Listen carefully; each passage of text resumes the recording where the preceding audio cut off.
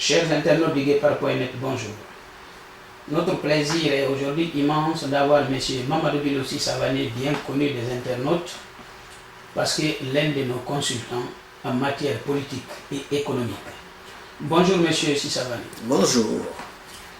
Le Guépard vous a fait venir une nouvelle fois pour partager votre opinion sur la situation qui prévaut dans notre pays, c'est-à-dire la volonté du président Alpha Condé de changer la constitution pour se maintenir au pouvoir. D'abord, M. Savané, nous commençons par un autre fait, c'est-à-dire la démission de M. Cheikh Sako, l'ancien ministre de la Justice de la République de Guinée. Et quelle est votre vision sur cette démission? Alors, la démission de Maître Sako est un événement certes important dans la vie politique guinéenne. Ce n'est pas la première démission d'un gouvernement. Ce qui est nouveau et qui a valeur d'exemple pédagogique pour les autres, c'est que Maître Sako a expliqué les raisons pour lesquelles il a démissionné. Je les cite très brièvement. Premièrement, il est contre la falsification de la Constitution pour perpétuer qui que ce soit au pouvoir, que ce soit M. Alpha Condé ou un autre. Deuxièmement, il a été stupéfait d'apprendre que Alpha Condé est en train de rédiger dans son dos, lui, garde des Sceaux, une autre constitution. Donc pour ces deux raisons, à mon avis majeures, il a démissionné du gouvernement de M. Alpha Condé et, encore une fois je vais répéter, il ne s'est pas contenté de démissionner presque en cachette, il a dit publiquement les raisons pour lesquelles il a démissionné. En cela, il a administré, sans le dire, une leçon pour ceux qui viendront après. Puisqu'on ne peut pas garder une fonction simplement parce qu'on a des avantages ou bien on a des privilèges. Et donc la démission de Maître Sako est une décision qui est à saluer. Alors, selon certaines personnes, le président Alpha Condé avait tenté de le dissuader pour qu'il revienne sur sa démission. Est-ce que vous en avez eu vent? Exact. Moi aussi, comme vous le dites, j'ai pu recueillir des informations ici ou là auprès de personnes très bien placées qui confirment que M. Alpha Condé a demandé à son ambassadeur à Paris d'aller trouver Maître Sako chez lui à Montpellier pour lui demander de revenir sur sa décision. Bon, je ne connais pas spécialement Maître Sako, mais je pense qu'il n'est pas une personne qui se prête à ce genre de jeu. C'est-à-dire, le président a dit il faut faire ci, hop, il tombe là-dessus et il se met en quatre pour plaire au président. Non, je crois qu'il a dû dire à l'envoyé de Alpha Condé qu'il n'est pas d'accord avec la pratique politique de Alpha Condé et que de ce fait, il n'a aucune raison de se maintenir dans un gouvernement avec lequel il n'est plus d'accord. Je crois que l'ambassadeur s'était fait sérieusement remonter les bretelles par Alpha Condé. Alors, M. Savané, quel a été l'impact de la démission du ministre Cheikh Sako sur le plan national et international? Alors, je sais bien, certains ont tenté de minimiser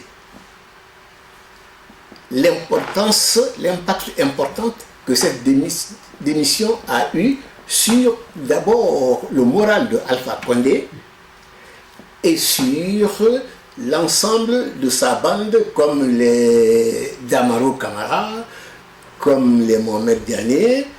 Et je pense que la démission de Maître Sako a mis à mal Alpha Condé et son gouvernement. C'est d'ailleurs la raison pour laquelle il a insisté pour que Maître Sako prenne tout de suite son avion, hop, aille le rejoindre à Conakry, comme si Maître Sako était un gamin auquel il fallait administrer des leçons. Pensez-vous que cette démission a eu un impact sur le plan international ou pas? Ah, je le crois. Parce que j'ai lu certains journaux qui d'habitude ne s'intéressent pas à la politique guinéenne, mais qui, quand ils ont lu la démission d'un garde des Sceaux, ministre de la Justice et de surcroît ministre d'État, donc un des personnages importants de l'État, qui démissionne pour quelle raison, et qui dit bon voilà, le président, il fait rédiger dans mon dos une constitution sans que je ne sache.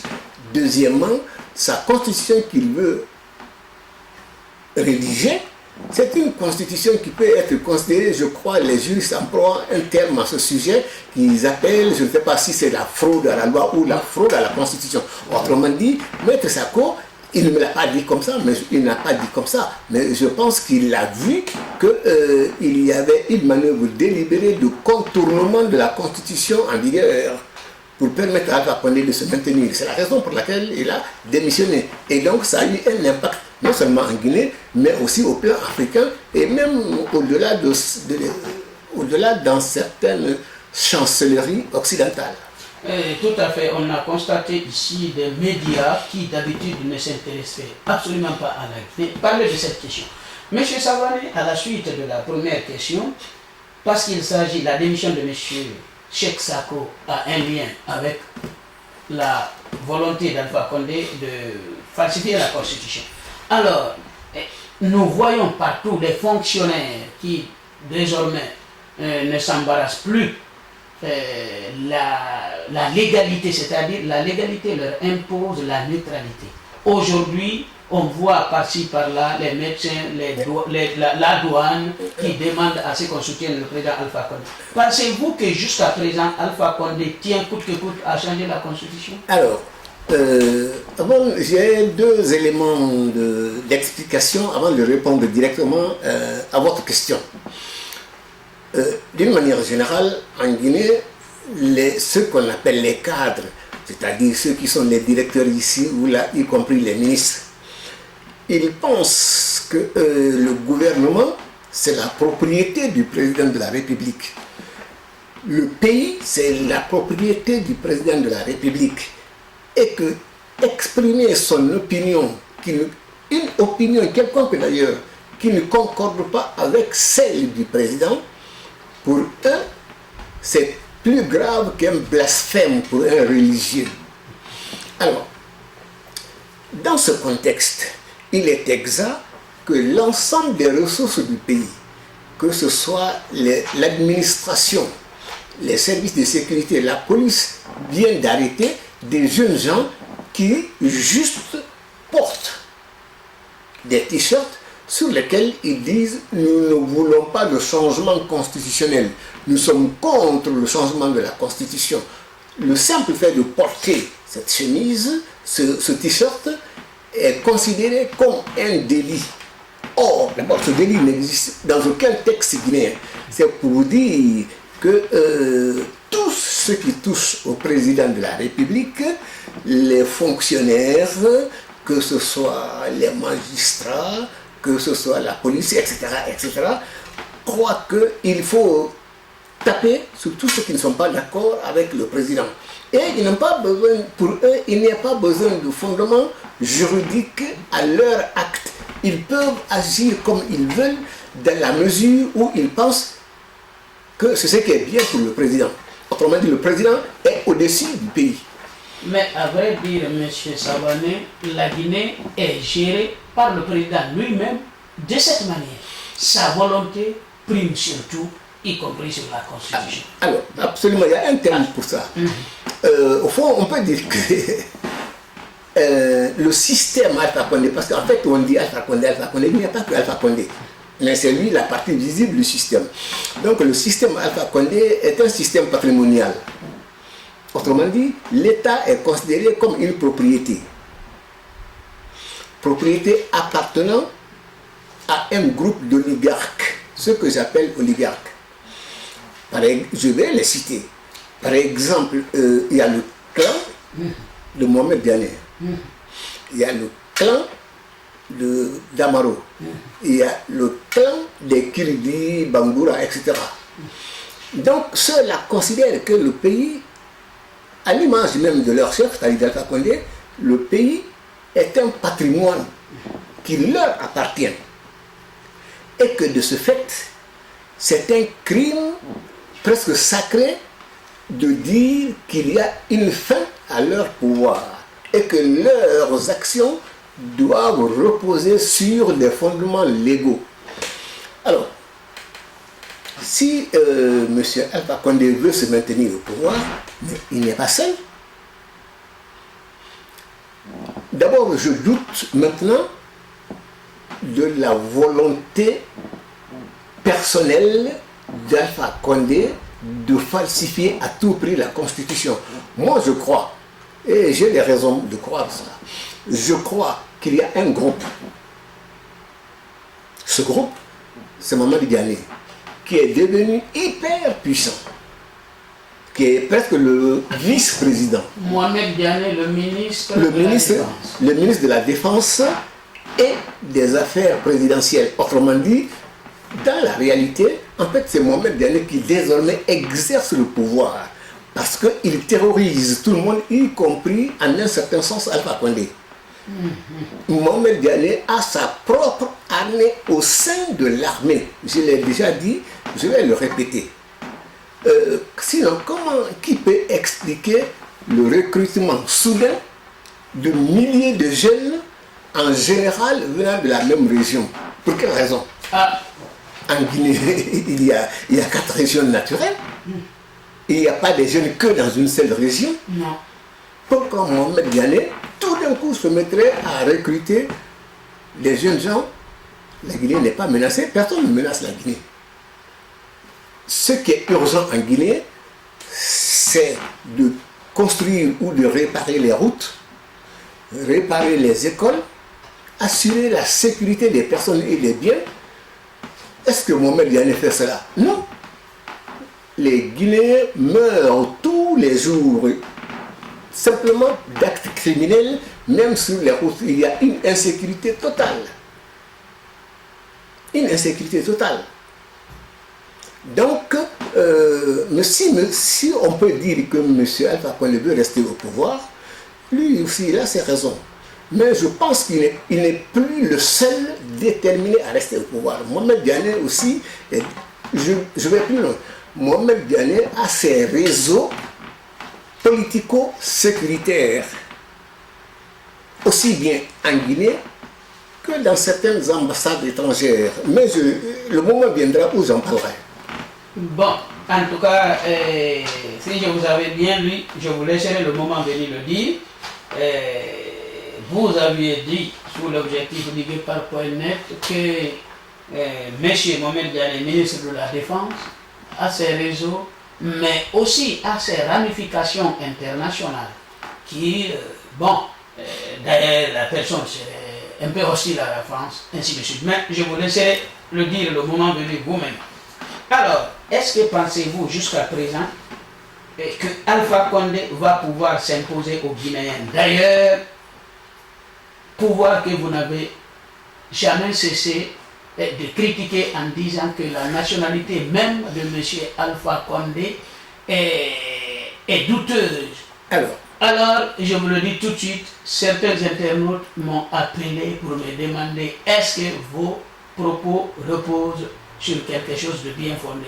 Vous êtes mieux placé, M. Savané, de le répondre. Alors, d'abord, je maintiens sur ce point-là, je maintiens intégralement tout ce que j'ai dit, tout ce que j'ai expliqué dans plusieurs articles. Je me rappelle la première fois où j'ai mis en doute l'appartenance de Alpha Condé à notre pays, je l'avais fait sur un site. Tous les gens sont sortis de leur tanière pour dire oui, nous on s'en fout, même si c'est un Chinois, pourvu qu'il apporte de l'électricité, pourvu qu'il apporte ceci, pourvu qu'il apporte cela. Ça c'était en 2011. Depuis 2011. Depuis 2011. Et aujourd'hui, ces personnes qui contestaient cela, je ne les entends plus. Mais c'est pas grave, ça c'est sans importance. Alors j'ai dit que je mettais en cause son appartenance à notre pays. Pourquoi? Alors, il y a d'abord certains équivoques à lever. dès que tu parles de nationalité, on va dire, ah non, tu es xénophobe, tout le monde est il est africain comme nous, etc. Mais, mais être africain, ça ne veut pas dire qu'un Guinéen est un Burkinabé est un Centrafricain, un Centrafricain n'est pas un Algérien. Non. Et si vous allez si c'est parce qu'il est africain, il faut qu'on lui cède notre pays. Mais ceux qui disent cela n'ont qu'à aller demander à être ministre ou président, par exemple le Cameroun, par exemple en Afrique du Sud. Je prends le cas de l'Afrique du Sud.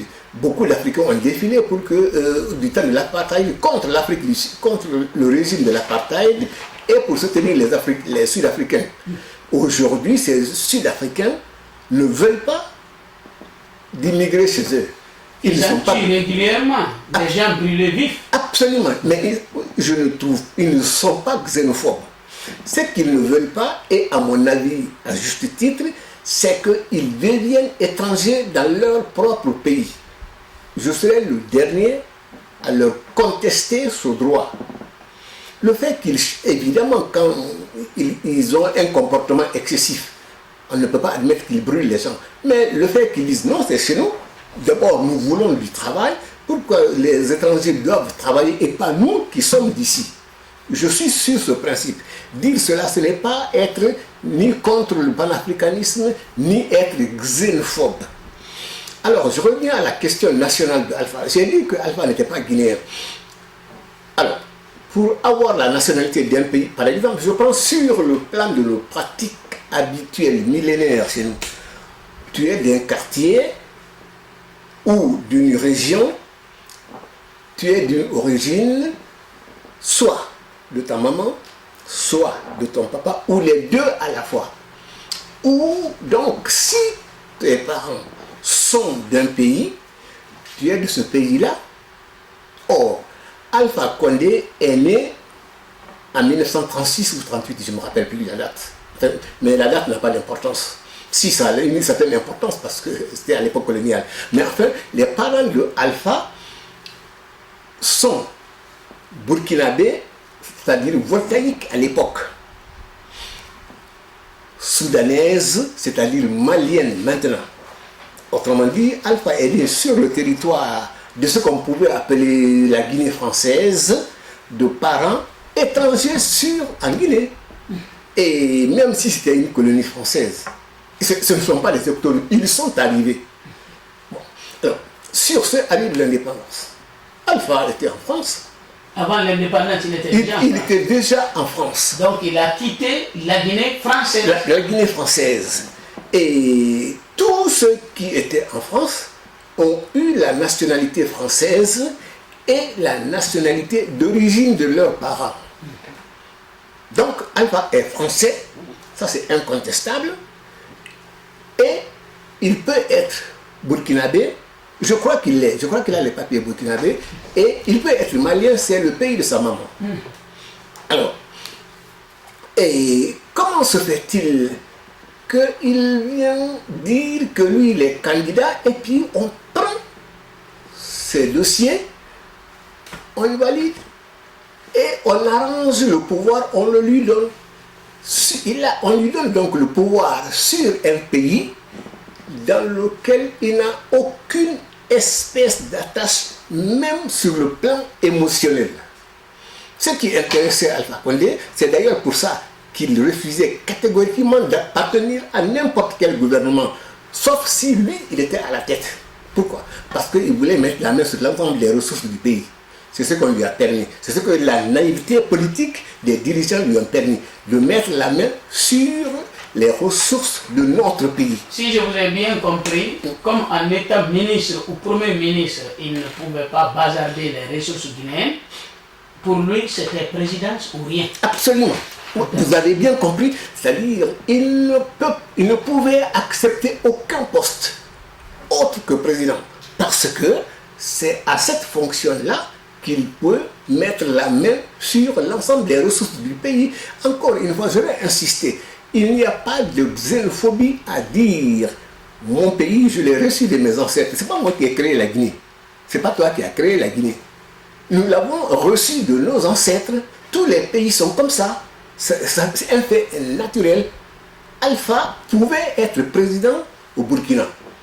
Il pouvait être président au Mali, au Soudan de l'époque.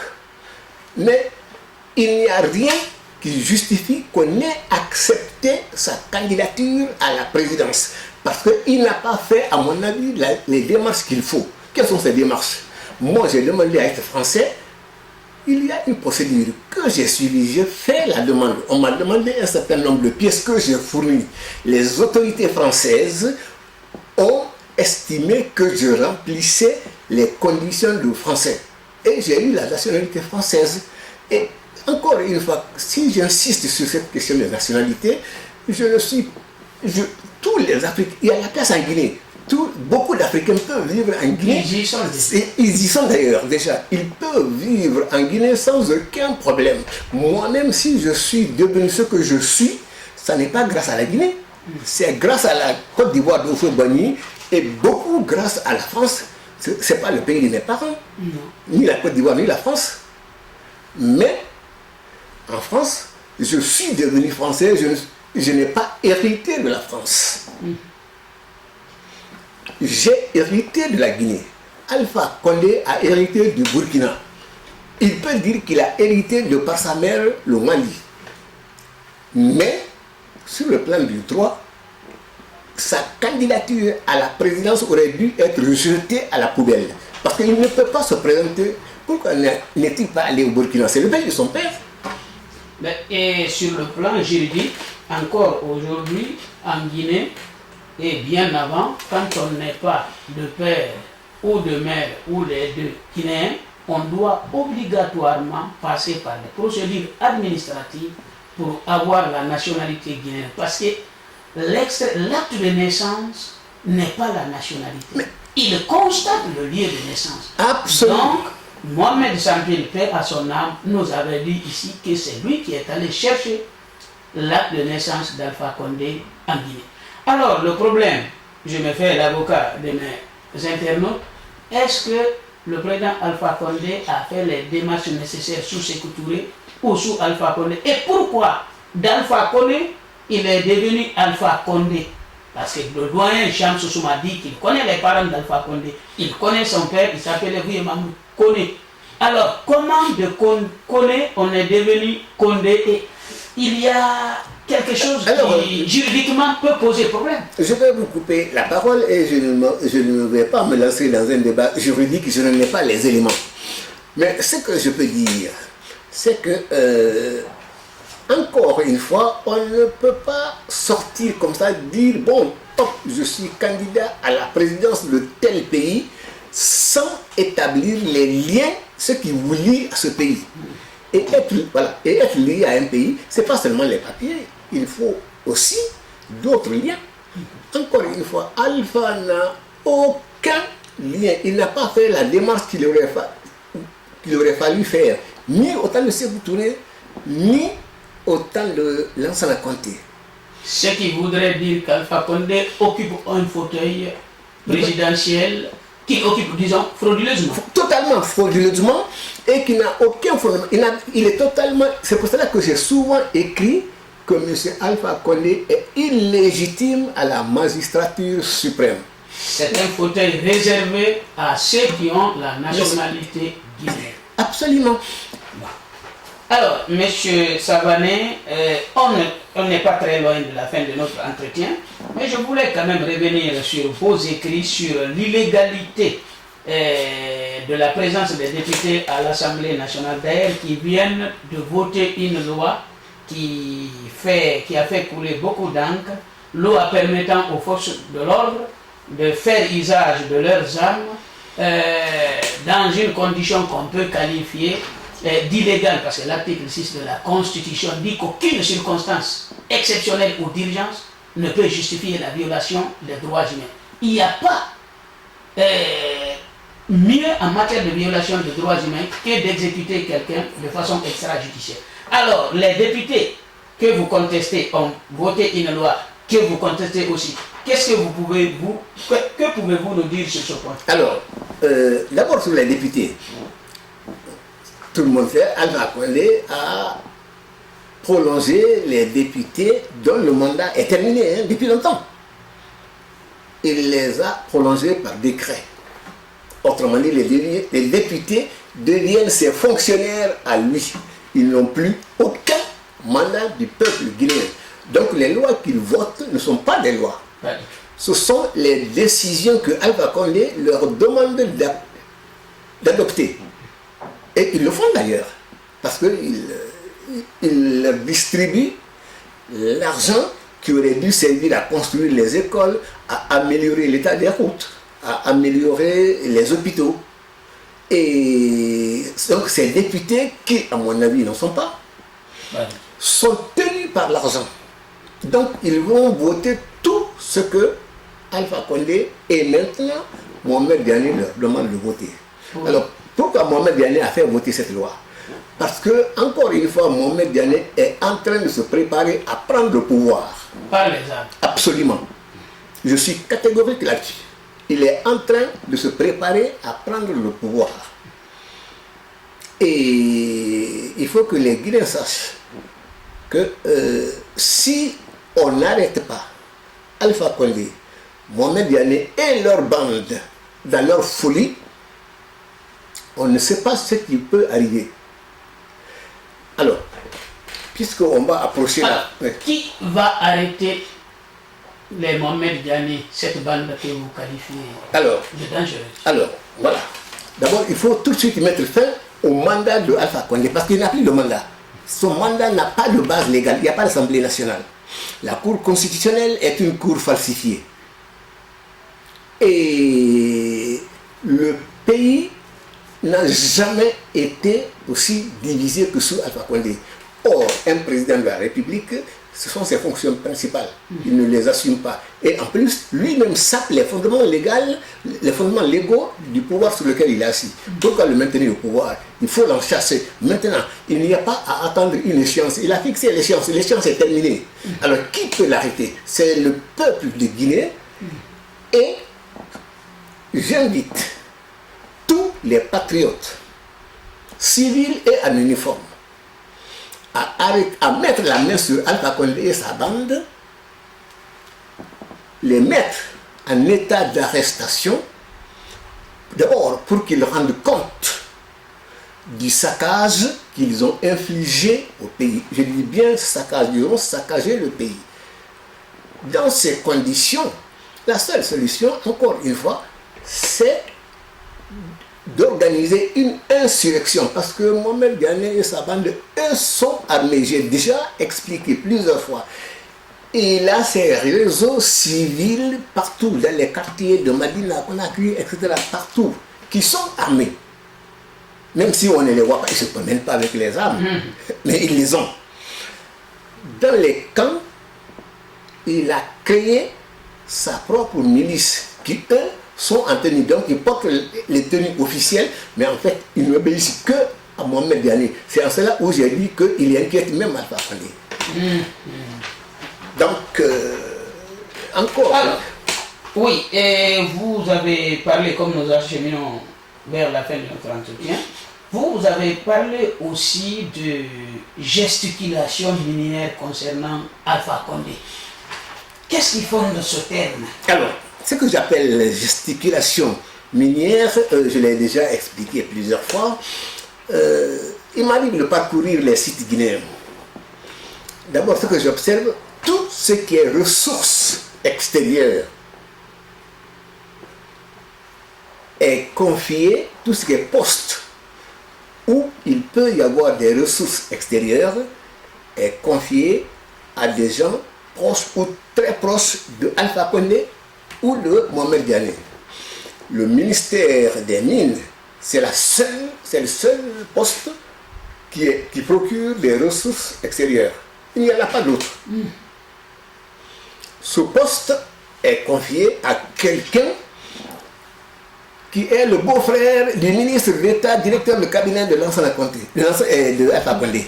C'est-à-dire son directeur de cabinet, c'est un Khalil. dont la mère était ministre déjà de Lansana Conté. Qui?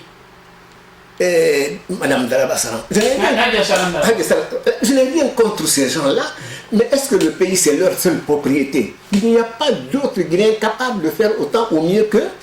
Il y a un article qui avait circulé sur beaucoup de sites, y compris Guinée News, qui disait les 50 familles qui ont toujours dirigé la Guinée. Ce qui veut dire que nous, la Guinée est entre les mains d'un système qui se perpétue. Tout à fait, absolument, ils se reproduisent entre eux. Alors, bon, ceux que j'ai cités là, ils ne sont pas seuls. Il y a par exemple le ministre de l'Intérieur. Son père était ministre, son frère était. Et il n'y a pas d'autres familles capables. Moi, je suis aussi capable que, peut-être même plus. Pourquoi c'est toujours les mêmes dont les familles ont la même mise sur le pays? Et en tout cas, mais pour ce qui concerne, entre parenthèses, le ministre de l'Intérieur, comment son nom m'échappe, le ministre de l'Intérieur de la République de Guinée, qu'on appelle les FPJ appelés, je ne sais pas, Bourema Condé, le terrible, ou quelque chose comme ça. Son fils était à Paris il n'y a pas très longtemps, mais il avait des grosses voitures de luxe, les Ferrari avec les liasses de dollars entre les mains, alors qu'on nous dit que les fonctionnaires, les enseignants ne peuvent pas avoir droit. Mais qu'est-ce que vous avez? Ce n'est pas révoltant ça? Alors voilà, c'est pour cela que...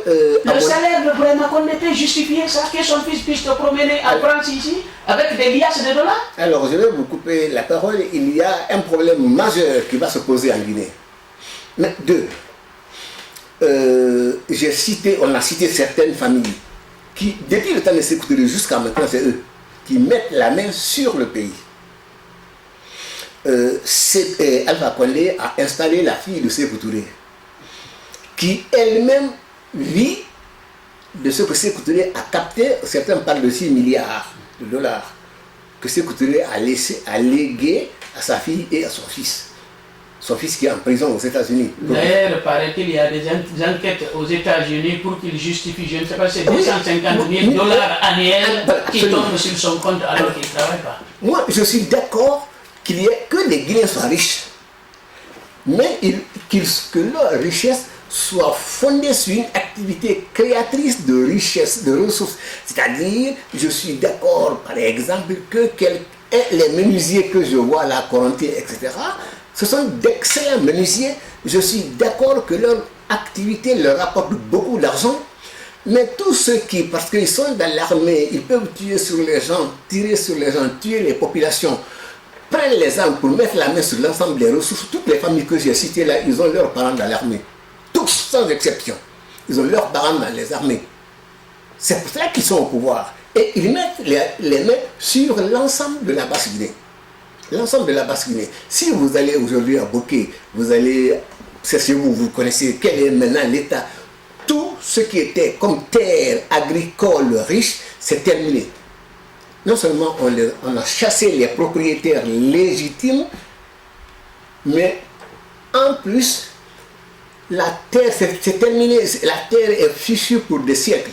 Pire encore, ils importent des travailleurs venant de la Haute-Guinée. Des fois, on leur donne les noms des Landoumamé alors qu'on se connaît entre nous à Boké. Vous allez voir un Malinké qui s'appelle Mohamed Pendassa. D'ailleurs, lors des manifestations en Guinée et à Boké, il y a cela 1 an et quelques, la victime portait le nom Landouma, mais il était de la Haute-Guinée. C'était un Malinké qui avait été tué. C'est pour vous dire le mépris que ces gens-là ont pour la population guinéenne. Bon.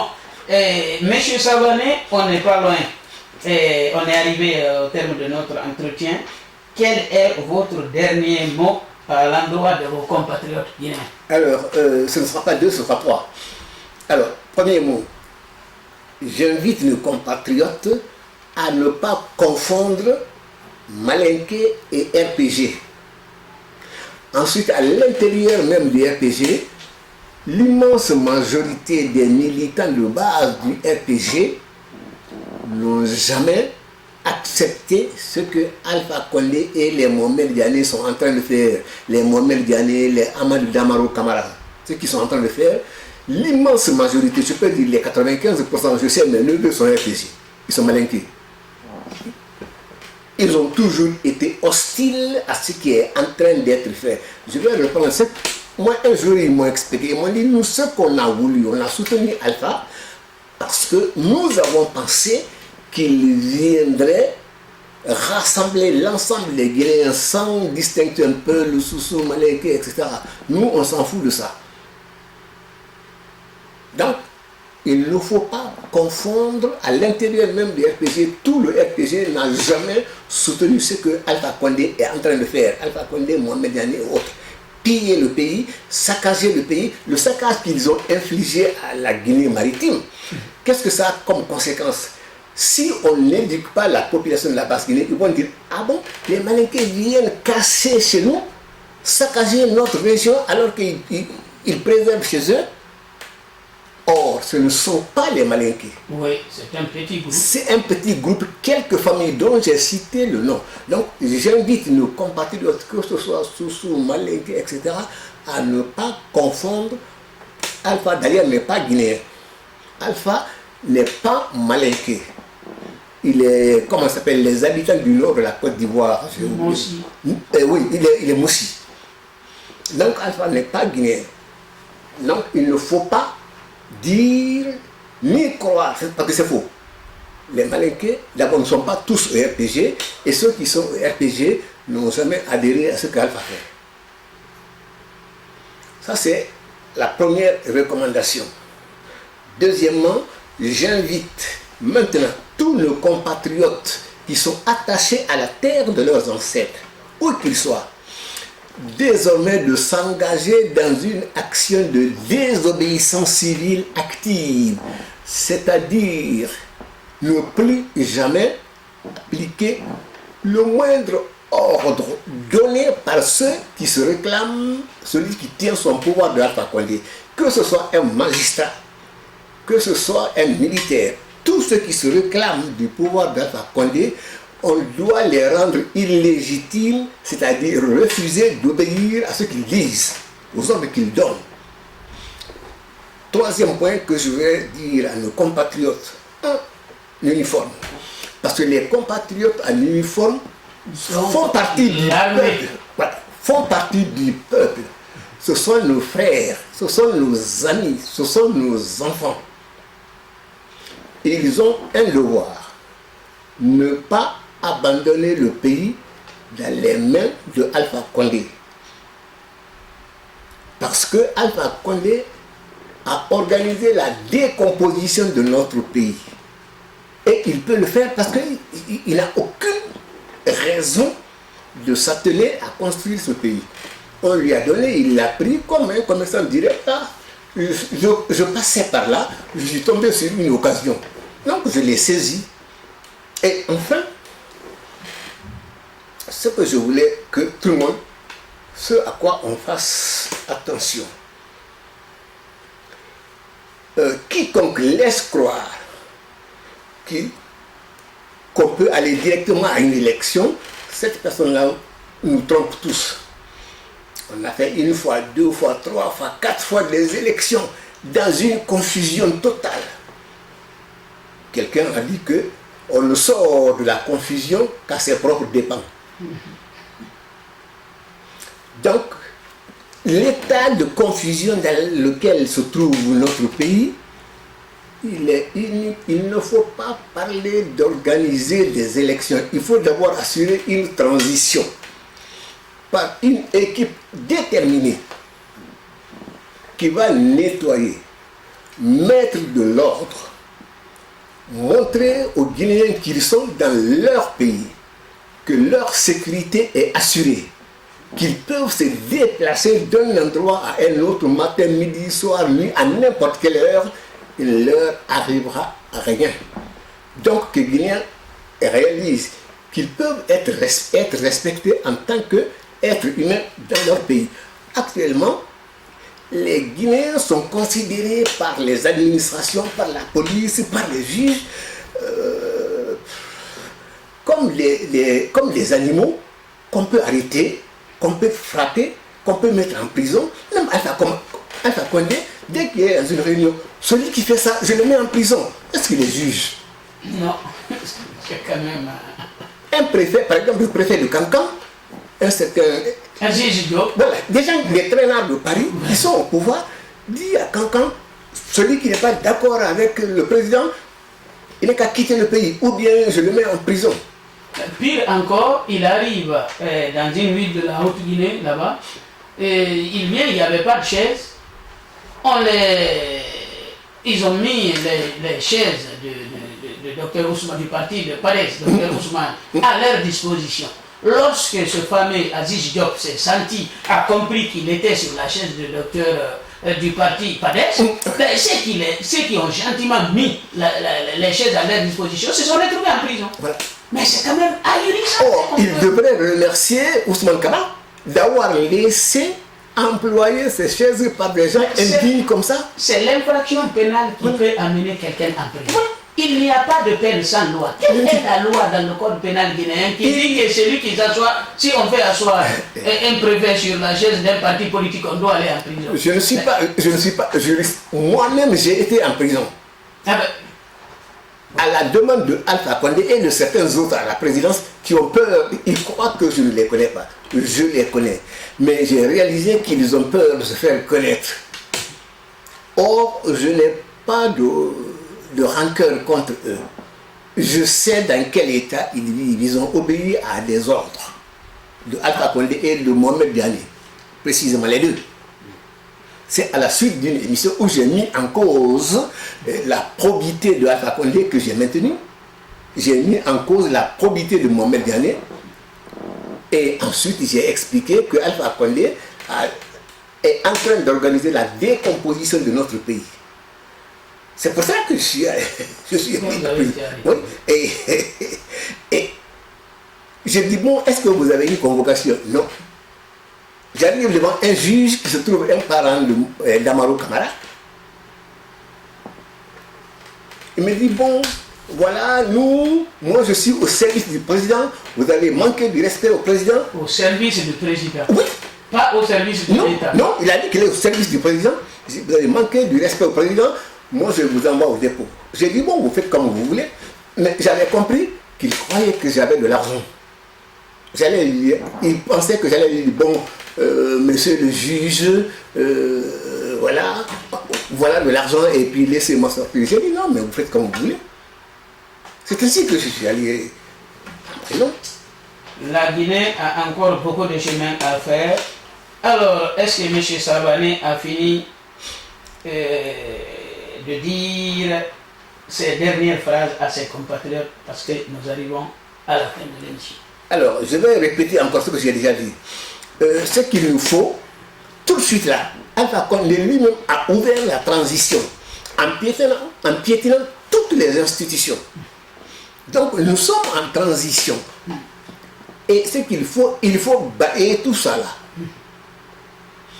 Qu'arrive une équipe encore déterminée, d'abord à protéger nos concitoyens, à leur montrer, voilà comment on doit gouverner un pays. Un État, ce n'est pas contre les citoyens, c'est pour les citoyens. Et cela peut se faire pratiquement, c'est-à-dire assurer la sécurité totale de tout le monde. Que quand je viens dans un bureau,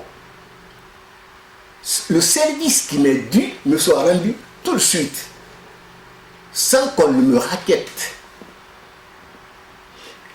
Savez-vous que les enseignants, je prends un exemple seulement et je m'arrête là, les enseignants, pour toucher leur salaire, il faut qu'ils versent un pourcentage au trésor, c'est-à-dire aux employés. Mais là, même l'Assemblée nationale, ils sont partout comme ça. Vous croyez que ça c'est un pays?